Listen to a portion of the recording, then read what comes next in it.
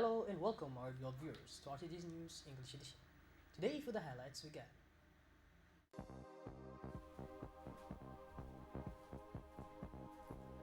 Prime Minister kicks off construction of Ilico Amateur Hangar.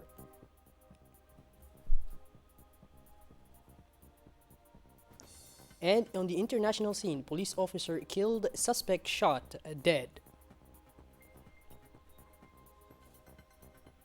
That was our headlines. Welcome again to our newsroom. As usual, we will follow the special edition dedicated to the election campaigns immediately right after this news with our colleague Ghasira Ali. Joining us on the other side, what are the headlines of the day for the conduct of the campaign for the presidential election between our two candidates? Evening, Dini, and thank you. As we all know, it is the 90th day of the election campaign. The leading stories of this edition are the grain meeting at the region of Dikhil of the UMP candidate Dikhil, which is the city of the national unity. Early this morning, a successive wave of men and women and young people crossed the town, coming out of all the arteries of the region and moving at the steady pace toward the stadium. As for the independent candidate Zakaria Ismail Farah, we are going back to highlight of his meeting in Arta and Humbuli. Thank you. Ghasira, and we will follow you right after this news. As part of the policy of the decentralization of economic production units in the interior regions, the Prime Minister, His Excellency, Mr. Abdul Qadir Kamil Mohammed, proceeded to the launching of the construction of an Ilico industrial shed in Mulud.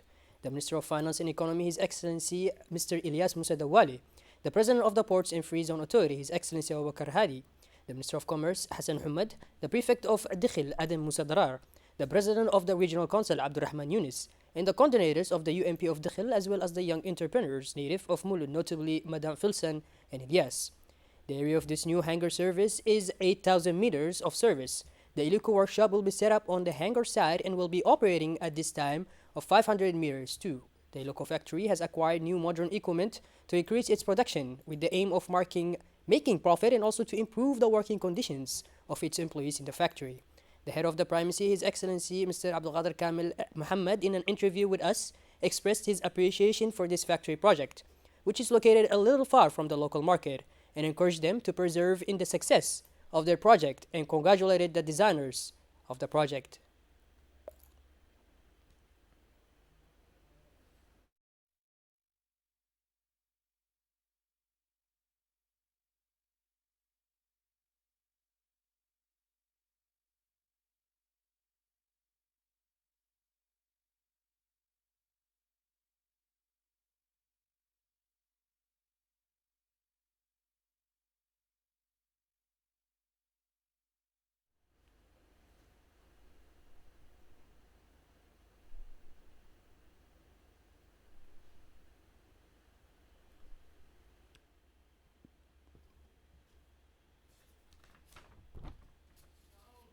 In her speech on this occasion, the owner of Ilico Company, Mrs. Filson, thanked the Prime Minister, Mr. Abdul Qadir Kamil Mohammed, for sponsoring this occasion by laying the foundation stone for the project to build an industrial zone for the Ilico Foundation for the manufacture of shoes. And she said that this gesture falls within the framework of President Gelle's support for development projects that enhance the decentralization process in the country.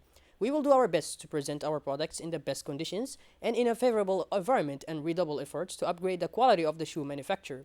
This zone will contribute to improving the employment conditions of Ilico employees. In an interview with the national television team on this occasion, the Prime Minister, Mr. Abdul Qadir Kamil Mohammed, explained the importance of this project to enable Ilico to carry out its duties to the fullest. He expressed his praise for this project, which included stirring the activities of the private sector and encouraging the owners of this company to persevere in the success for their project, and congratulated the project designers. He also explained that this project, which the cornerstone was laid to build today, comes within the framework of advancing income generating activities for the benefit of young entrepreneurs. He noted that this project seeks to strengthen the sector. The Health Secretary General Dr. Saleh Bonoita Turab released as usual the daily point of press of the ongoing COVID-19 pandemic in the Republic of Djibouti, and it is as follows. 76 patients declared cured, 388 tests performed, 78 positive cases, and 0 new cases of death. In case of symptoms such as fever, cough, sore throat, loss of smell or taste, or if you have been in close contact with a person diagnosed with COVID-19, we recommend you that you reduce your travel to a minimum, wear a continuous mask, isolate yourself immediately, and watch for interactions with our people. The overall results are as follows. 131,911 tests were carried out, of which 8,509 people were diagnosed as positive for COVID 19. 6,706 cases were declared cured. 72 deaths due to the COVID 19 infections have been recorded. Let us remain vigilant, respect the barrier measures, and protect each other. Moving on, the Djiboutian Banditom Federation has concluded the National Banditom Championship among the emerging groups. The ceremony was held in the gymnasium of the Fukuwaza Prep School in the presence of officials of the Djiboutian Badminton Federation. The director of the Fukuwaza Middle School, the head of school sports at the Ministry of National Education, and the director of the National Olympic Committee. The national championship includes 3 clubs, namely Fukuwaza, Segma, and Jabut Club.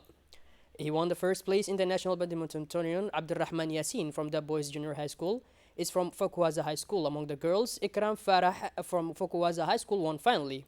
The first place came from the young Hamza Hassan Yaba from Segma Club.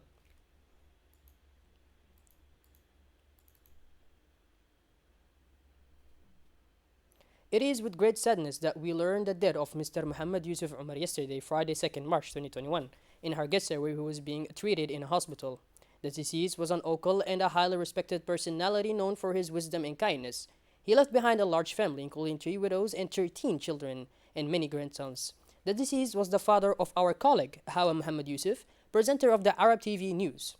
In these painful circumstances, the management and all the staff of RTD, and especially the news department, offer their sincerest condolences to the family of the deceased.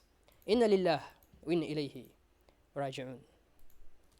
Shifting gears towards the international scene now, flags at the White House were flown at half-mast to honor the police officer who died Friday in a hospital after being hit by a vehicle near the Washington Capitol. William Evans had worked for the Capitol Police for 18 years. The assistant first struck Evans and a colleague who was injured but is now in stable condition. Before getting out of his vehicle holding a knife, officers then shot him. The assistant is believed to have died at around 1:30 p.m., according to the police. In a statement, John Biden said he was devastated by this new attack and the death of police officer Evans. We know how hard times are for Capitol Hill, for all those who work there and those who protected, the president said, less than 3 months after the deadly assault on the seat of Congress by supporters of Donald Trump. That was it for our news, our beloved viewers. Thank you for being with us, and make sure to tune in later for more Farouk Qasira for the election news. Thank you very much.